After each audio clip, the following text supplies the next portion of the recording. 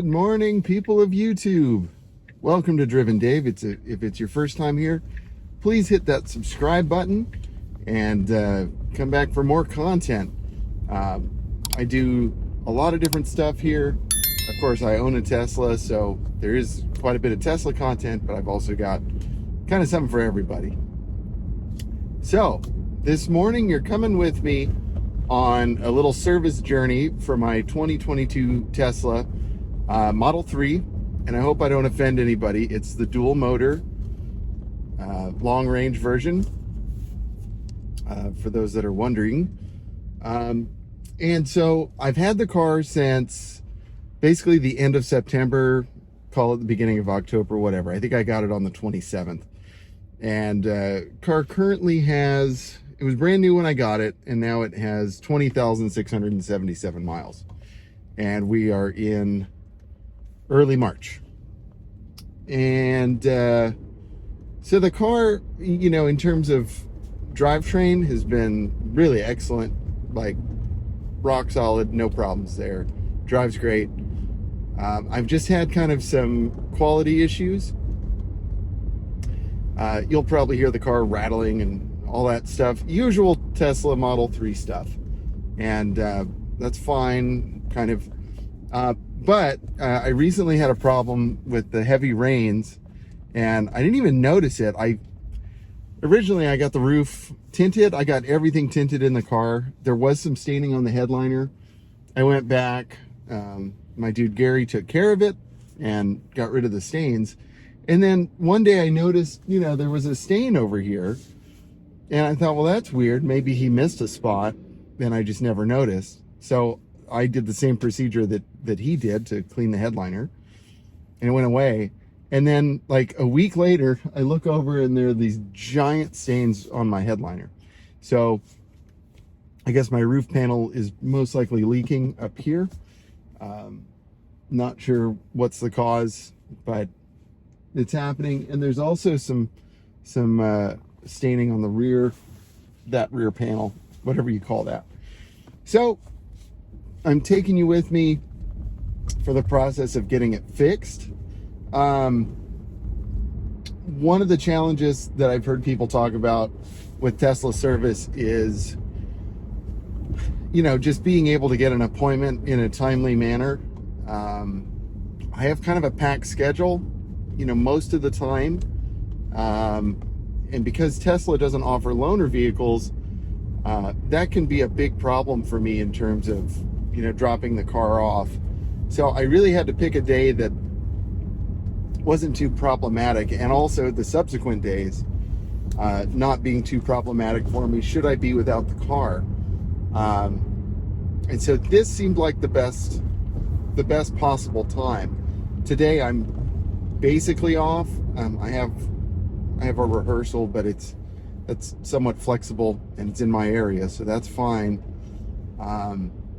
Tomorrow I just have to drive to Riverside, and the next day I only have to drive to Ventura.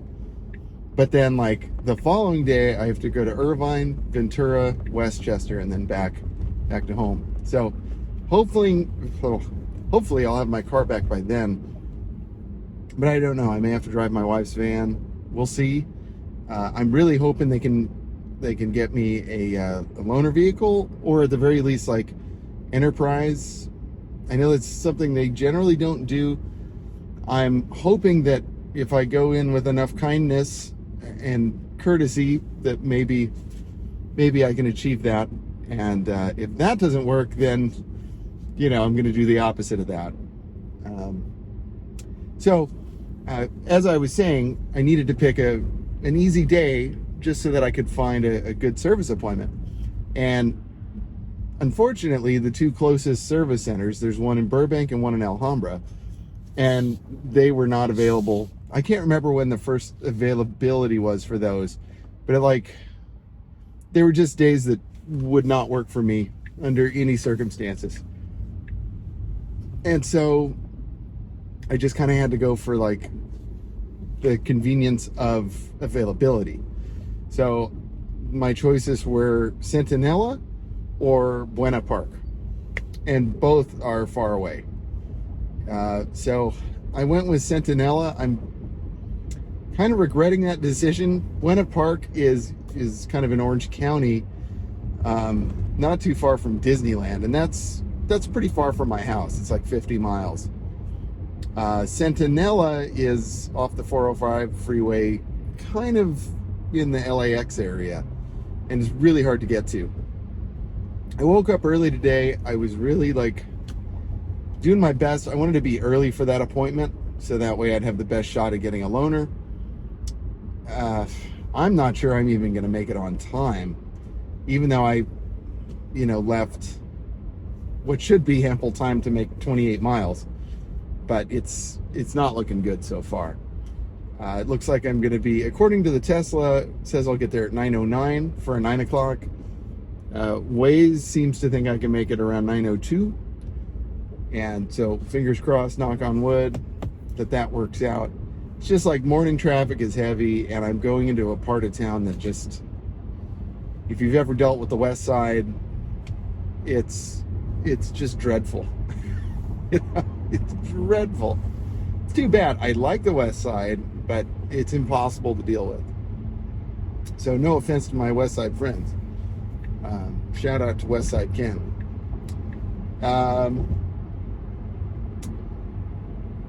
What else was I going to include? Sorry if I'm a little behind the 8 ball here. I drove 250 miles yesterday and worked 2 jobs. I worked from 8 in the morning until 9:30 at night. But like with the drives, like I left my house at 6:30 and I got home at 11:45. So, it was a long day. And when my alarm went off this morning, I was just like, and my daughter's a little under the weather, so I had to wake up at 3 a.m. Anyway, wah. But that's my story. So if I look like I'm falling asleep, that's what's going on. But I'm trying to give you guys like a real world kind of experience of ownership here. I think my dealings with Tesla today will somewhat determine how long I keep this car, and also if I buy another one. Because the way I'm feeling in this moment, just with the fact that you can't speak with anybody, it's all like an AI chat bot, and that there's no like guarantee of like alternate transportation. It's $100 in Uber credits. That ain't gonna cut it for what I'm doing. So those kind of 2 things, like I can deal with driving halfway across town to a available service center. Like I understand that. Like the other locations get busy. Like totally cool. Give me a rental car. Like that's kind of my whole thing. And then the other thing that I'm concerned about is like I had the roof tinted and it was very expensive. Like I think $400, $450, something like that. And if they replace this panel, I lose my tint. And I don't think they reimburse for that, which like I don't think is fair. I mean, I bought this car brand new from them, fully expecting that it was going to keep the water out. Like, is that so much to ask for what they're charging, especially in 2022, before they drop the prices? I mean, I could go buy a $30,000 used BMW and be treated like a prince. So I may just do that. Like that may be the next step. Because I'm pretty heated about this, if you can't tell. And it's just kind of like out of principle. And and don't get me started on the fact that the quality of the car is not representative of the price. But I knew that going in, so that's on me. That's fine. And for the record, I do like the car. Like, I love the car, but it's like these things kind of start sticking out, and you're like, wait, like that's not really fair, like what you're charging and what you're getting. Panels that don't line up, weather stripping that doesn't keep the air out, weather stripping that doesn't keep the water out, just all kinds of vibrations and noises and clunks and rattles, which again I knew going in. And my car is better than some in terms of like noise, but it's not great. So, and yeah, sorry to ramble. That's just kind of how I'm feeling at the moment. And really, I could forgive all of that stuff if the service was, at least if the story was like, well, this and this happened with the car, but you know what? They really bent over backwards to help me, and service is great, and you can always talk to somebody. Like that would be different. So why is it that BMW can do that, Audi can do that? Trying to think of like another. Oh, I'm sure Mercedes does that. I'm sure Lexus can do that. So, what makes Tesla so special that they don't have to, actually service their products? So that's just kind of how I'm feeling. On the other hand, it's been almost 21,000 miles in October, November, December, January, February, like 5 months, which is just pretty heavy usage. And, I haven't had any like true mechanical problems other than the camera that went bad. My side camera got water in it and failed for a day, and then it started working again, and they replaced it at my house 8 hours later than they said they were going to. So yeah, that's just that's been my experience. Again, the car drives great, and I really like the features, and I like the power. So I really do enjoy this car. It's just those little things are making me enjoy it kind of less, if that makes sense. And I think most importantly is really going to make me think, it may not even be a tough decision on the next purchase. It may just be like, oh yeah, there's no way I'm buying another one of those. And until they take care of the user experience better. All right, I'm going to quit whining. Thank you for sticking with me this far. I'm going to switch over to Waze because I have a feeling that's going to get me there a little faster than Tesla navigation. Comment down below if you've had any similar experiences with Tesla. I know a lot of people have had really positive ones, like, oh yeah, something broke, they came to my house, bam, tech was really friendly. Or like, yeah, I got an appointment at my service center close by, and they were super nice, and they gave me a loaner. I'd love to hear those stories. And hopefully that will be my story if I can ever get to this stupid appointment. I've got 18 miles left, and the navigation is saying 1 hour and 6 minutes. So I got that to look forward to. All right, I'll check back probably once I get there. All right, status update. That was one heck of a drive, man. Hour and 20 minutes solid. I made it here. It's 8:57, and was greeted by Jose, very nice guy. And it looks like Stephanie's gonna be taking care of me. So just supposed to wait here, and she's coming, and I think she's here now. All right, false alarm. Stephanie wasn't, in fact, right there, but apparently she's on her way. So I like that they're expecting me and they're ready to take care of me, I hope. So we'll see. Here's the update.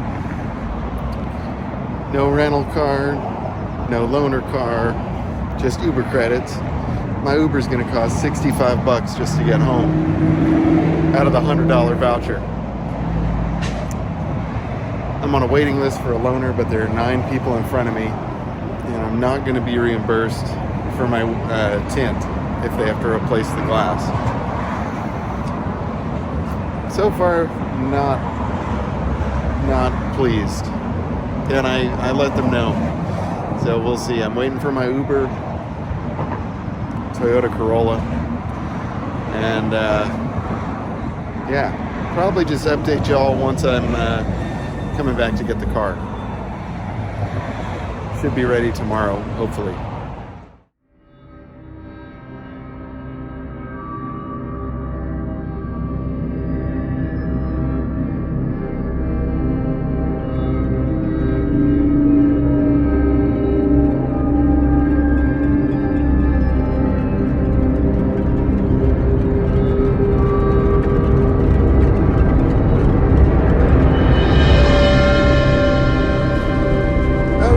Well, I'm back. It's the next day. We are covered in rain. So I got the car back. I'm waiting on my service advisor, well, kind of just the guy that greets. He's very nice. And really, everyone's been really nice at this location. I'm very pleased with the, nice people. I think he's here to talk. All right, he's checking on something else. I just thought we'd play around with this service mode. It's kind of fun. I've been tempted to open up this setting before just to see it, but that's kind of neat. I'm not sure how this applied offset works. I should do a separate video where I just kind of play around with this. That would be kind of fun. Windows, oh, that's cool. Calibrate windows, wiper replacement. It's good to know. This is neat. They just kind of left it in service mode. That's kind of neat. Infotainment, connectivity. Look at that. I have to say, they really have figured out a lot of this stuff. This is a slicker setup than just your average vehicle. Anywho, so if you can see, there's my rear window, and then here's this one. So I no longer have tint on this roof panel. I mean, I will say I have kind of missed being able to see out of here, because like this is so dark, you almost can't see the sky. So, I did initially like this about Teslas. But I don't know, I am pretty mad about losing the tint that I paid so much for. Hopefully my man Gary can cut me a deal and redo it for less. I don't know. Or I may just buy one of those shades, and I'm thinking I may go that route, actually. Just have a shade cover. I think those are $60 or $70, and that'll block out all the light unless I want the light, and then I can take it off. So that may be the play here. I don't know. Still waiting on this part, the headliner, and I just made an appointment for that at the Burbank location. I mean, it's a drag to have to spend more time on this project on the car that, quote, needs no maintenance. But I mean, I guess that's how it goes sometimes. So I'm waiting to hear back. He's going to ask about getting me a slight reimbursement for this tint. Because as I explained, it's, what is this, March, and I got the car in, the end of September. So, really shouldn't be, I didn't think my roof was going to be defective. And even though it is a third-party install, they really should make me whole on this. That's not right, in my opinion. So he said he's going to ask, but they probably aren't going to do anything for me. Anyway, I'm going to wait for him to come back, and we'll see what's going on. So yeah, I was just told that because the tint was installed by a third party, that Tesla's not responsible for it.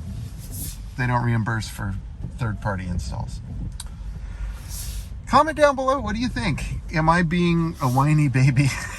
Maybe I am. But I don't know. I really would not have installed the tint if I thought that the panel was going to be defective just a few months later. What are your thoughts? Maybe it won't be that expensive since it's just the one panel and not both of them. Although I noticed water staining on the other panel as well, so I don't know if that's going to have to be replaced too. It's a shame. I've had a little bit of time to reflect on this. Yesterday when I began filming, I was just super pissed off about the whole situation.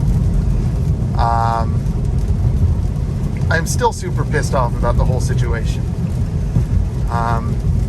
But being without my Tesla, I really missed it. That's where they've got you, because this is it's a really nice car to own, just in terms of day to day. It really takes care of me. And I was thinking about buying something else, and but it's I don't know what else I'd really want to buy. They're better cars, right? But all things combined, I'm not sure there's a better car. I would rather have a BMW 7 Series, and I could buy one, but that runs on premium gas, and it would drink a lot of it, and I can't afford that. So this car offsets its cost with the electricity and just being such an efficient electric car, and all the driver assistance features that for the money it's hard to really beat. So gosh, they've just gotcha. It's a real gotcha scenario. I hate it. Customer service, although Jose was very nice and Stephanie was very nice, ultimately the way the company itself treated me was not nice. No alternate transportation other than Uber, and not repairing, not actually bringing the car back to what it was. They just brought it back to what it was before I bought it. So I don't know. Comment down below. Just, share your thoughts with me. We're going to go ahead and do this. This is a rough intersection. If those of you that have ever been here, what is this, Centinela and La Tijera, it's impossible. The drive here today was, it was bad. I feel bad for my Uber driver, man. He was so nice. I'm sure he's not watching, but shout out to Vartan. Really nice man.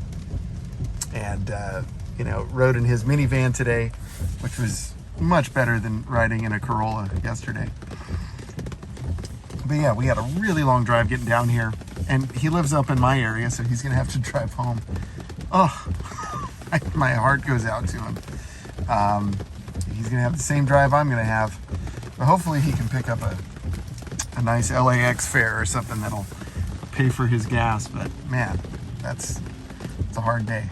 I mean, I'm pooped, and I just sat in the car. So, yeah, I'm hoping I'll probably stop for a little snack or something.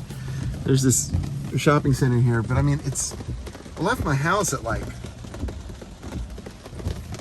I requested the Uber at 1 o'clock. So, this is all I've done. I mean, this is insane. And the car says I'm going to get home at 4:10.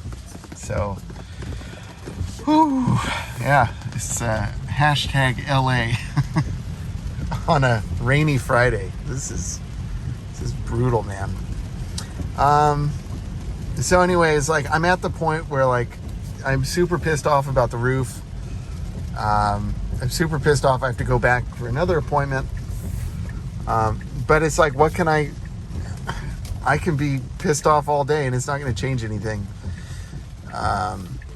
All I can do is either just deal with it or sell the car and buy something else. And I'm not feeling, I don't have enough energy to deal with buying another car right now.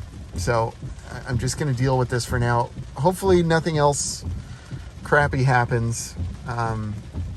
But you know, if it's too extensive, you know, if I have more problems like this, you know, I'm going to have to really reevaluate my decisions here. Because the only power we really have as consumers is the choice of what we buy.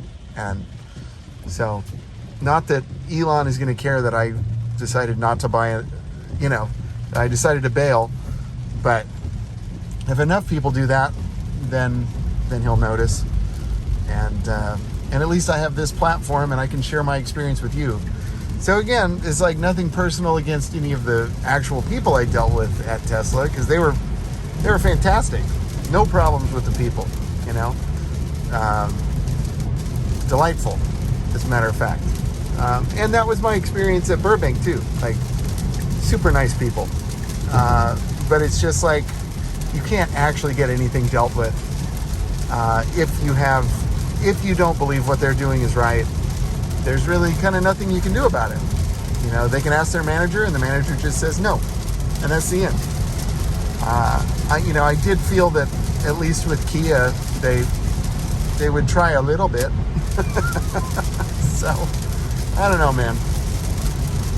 Drop your comments down below. Share your thoughts. It's always nice to engage, interact.